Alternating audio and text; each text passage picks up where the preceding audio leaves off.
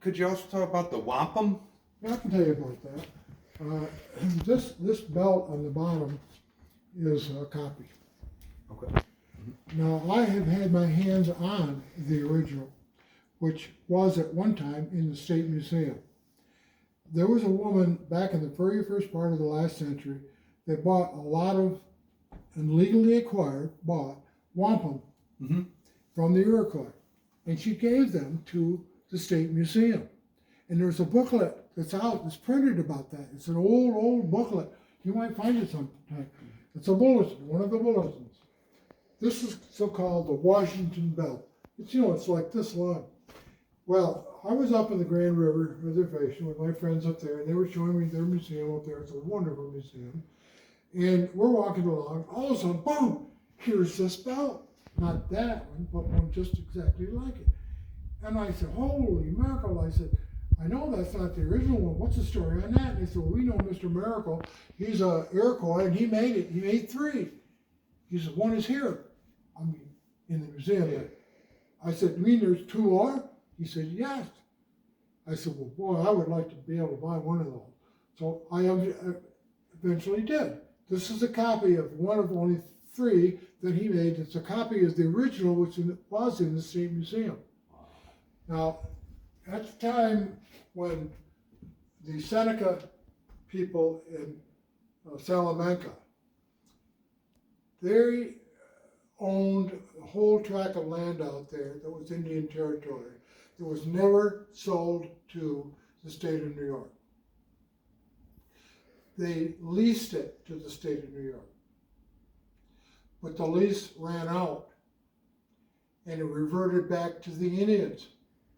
Now imagine, all the villages of Salmanaca had white people living on it, farms and businesses and villages and everything else. It was a real problem. Yeah.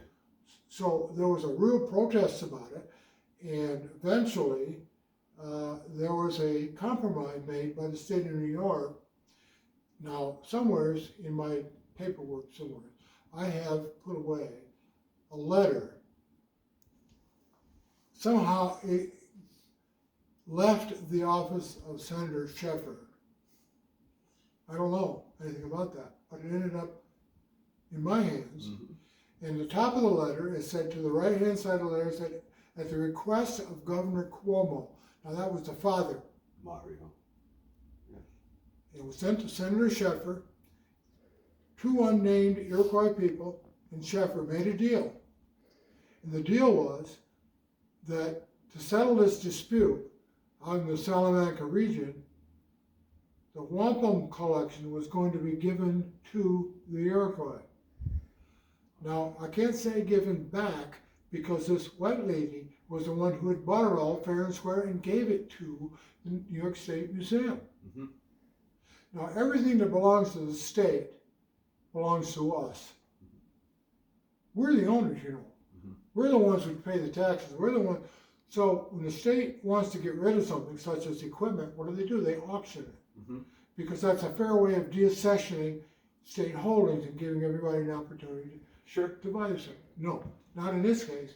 They gave all that collection of wampum to the Iroquois. I don't know specifically who it was, but I know they gave it to the Iroquois. Wow. This belt today, in today's market, the original belt, I think would bring well over $1 million should it ever had come to the marketplace to be sold. It is probably one of the best, absolute best Iroquois examples of wampum belts in existence, if not the best. That's amazing. It's gone. Nobody knows who has it. Amazing. Amazing.